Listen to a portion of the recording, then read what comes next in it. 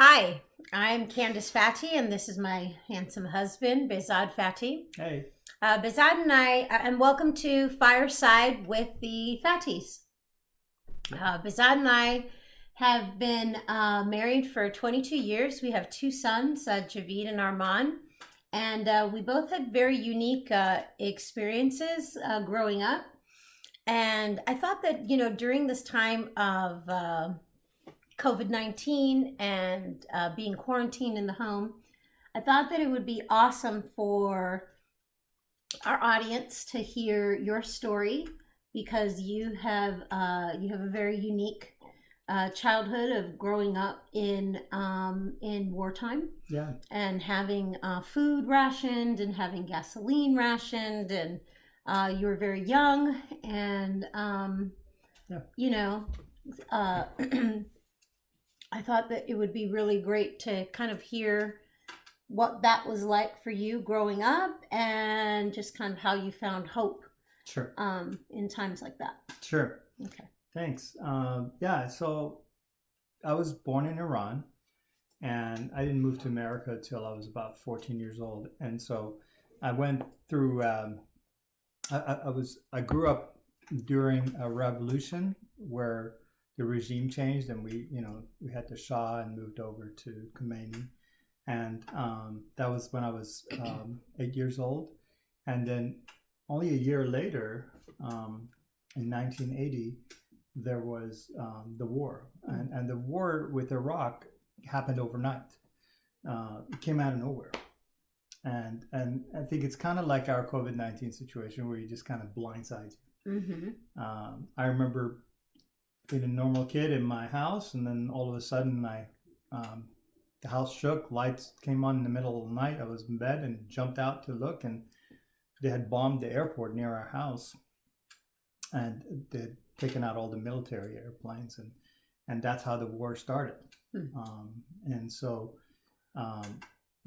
shocked by it, blown away by it, but then also the next day we started to get all these relatives from the war zone, from the south of the country where we're originally from, come up and stay with us. And so we had like 50 different relatives, and we're jumping over them just to go to the bathroom while they were laying around in the living room. And because they had to sleep in the living room. Yeah, on the there floor. There was no space for them. Yeah, there was the nowhere house for them to go. Yeah. And so you literally had to like crawl over them to get to the kitchen. Yeah. Yeah. And so, things that we didn't plan for, and our routine went away, school shut down, and life became very quickly very different. Work was different for a lot of people. And so in the middle of all of that, they started to very quickly ration a lot of things. Yeah. Because they wanted to make sure there's enough of it to go on. And so they rationed things like chicken and rice and, how many chickens did you get a week? I think I one a week. One a week. Yeah, you get a coupon, and you had to go redeem that to get your one chicken. And if you wanted more, you had to get it from the black market. Wow. I don't remember how many, but I think it was one. One chicken a week. Yeah. And so, there was all these restrictions that came out of nowhere. Yeah. Kind of like our time now, like things that you didn't plan for. And there's always these restrictions. At times the stores close earlier and open later, and no toilet paper on the no toilet paper anywhere. No meat, really. Yeah. Like you go into a store and there's nothing there. And you can go shopping and it'll say only 2 loaves of bread, only two things of spaghetti, only, so There's things are caps getting for things. Yeah. And so it was a weird time, right? And you don't know when it's going to end. You don't know how it's going to end. You don't know if it's going to affect your family, or how it's going to affect your family, because they started to actually bomb the cities after that. And so now we didn't know if we're going to live, because they started to bomb the different cities, and it got worse and worse over the war was 8 years long. And I left to move to America after only 4 years, but those 4 years were enough of a challenge already for me as a kid, because when they would bomb, like they were actually shutting off electricity in the whole city. Yep. So that the airplanes wouldn't see light and wouldn't know where to bomb. It wasn't like today where they had guided missiles and all of that. Right. And so we'd go in the basement, and here I am with my cousins and, 10, 15 of us all together. And we would be hanging on with a little lantern or light. I'm playing card games and doing crafts and things like that, and telling jokes. How long would you be? Oh, you'd hear the alarm go off on the radio that the bombers are coming, and you run downstairs. They had put tapes on the windows so that they wouldn't shatter over you when the bombings would happen. And then you wait till you either hear a bombing happen in a nearby neighborhood, or you'd hear another alarm, and it could be an hour later that says, okay, now you can go back up. All clear. All clear.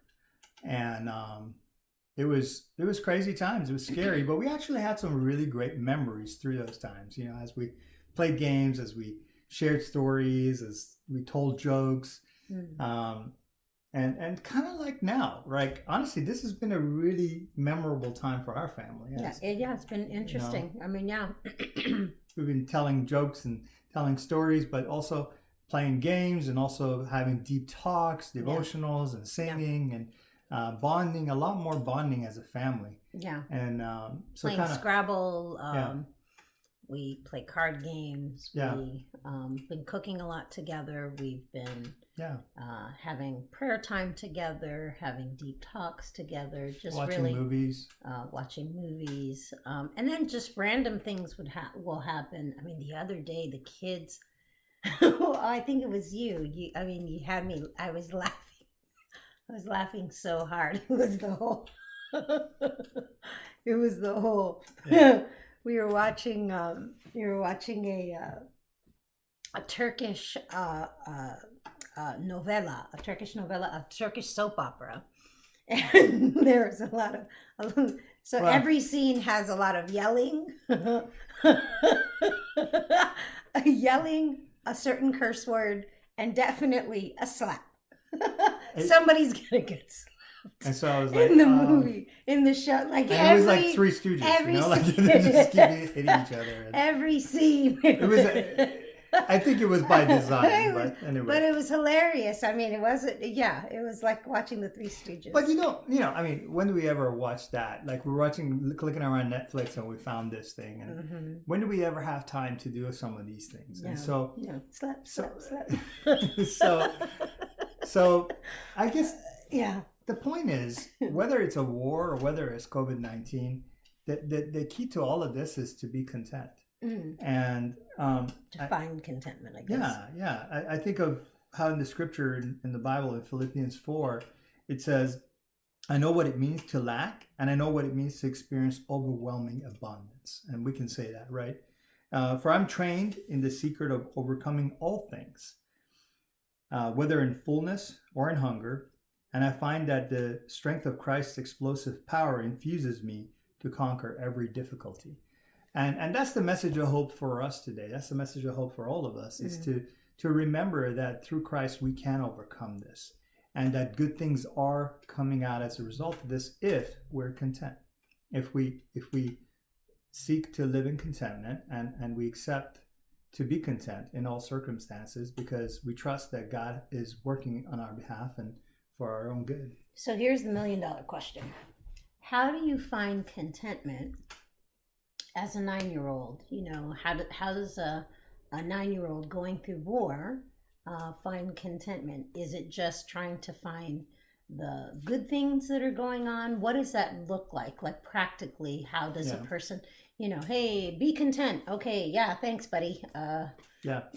Well, practical. So, I mean, I wasn't a Christian, and neither was my family.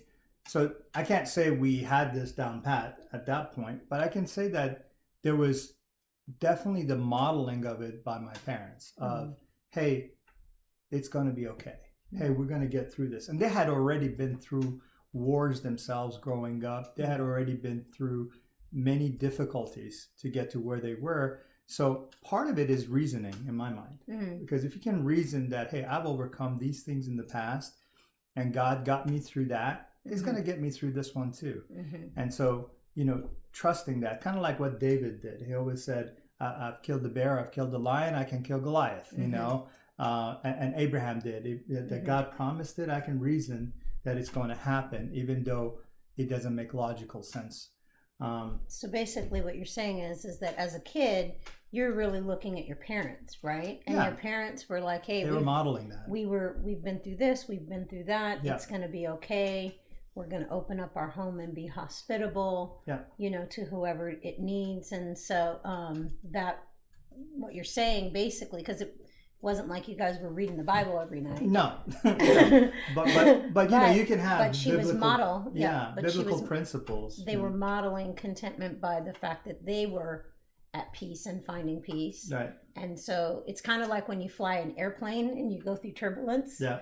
You know, you don't look at the other passengers. You look at the pilot and you look at the flight attendant. And if they're freaking out, you're going to freak out. Very good point. So maybe that's a lesson for us parents, right? Is that, you know, the kids are going to go according to how we go. And so it's really important that we're really getting our sense of peace and our sense of contentment and our reasoning, right? The practical, the reasoning of, hey, you know what?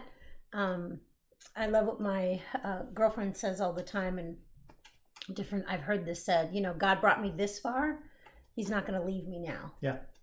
It's very true. And I think all of us have experiences that are very unique. You know, you may have not been through a war or a revolution or whatever, but you've been through something, and you can look back at what you've been through and we've been through, and we can see that, you know what, we got through that. God worked it out for our good, and he's going to take care of it this time too. And finding contentment that he will see us through this. Yeah. And through that, making peace with the times and making the best of it. Yeah, so, and then it's kind of setting a tone. You know, for us, it's been spring cleaning, man. I mean, the house is clean. There is we definitely have a lot more time. A lot of junk are thrown out of the house or getting into the garage on their way out or getting donated. Just things are getting organized. There's good that's come of this. Sure. Making the best of what we have. Yeah. So we're very blessed that we're in a position that, you know, the refrigerator's full. Yeah. We're sleeping in a warm bed, a comfortable bed. We have a little balcony that we can go to the front. We have a little backyard, you know, a little front yard. And, you know, we get to walk our dog. So we're very blessed in that. And so finding the places where you could just go woosah, you know, and just, okay, it's going to be okay. I'm going to be okay. We're going to be okay. Yeah. And obviously staying safe and staying indoors. Of course. But I mean, keeping our social distancing. But I think that's good. Cool. Well, I hope that helps you, everyone, hearing my husband's story. Just thank you for sharing that. I appreciate your vulnerability. Thank you. And join us next time for another round of Fireside with the Fatties. Yeah. And we thank you. Have a good one. Bye. Bye.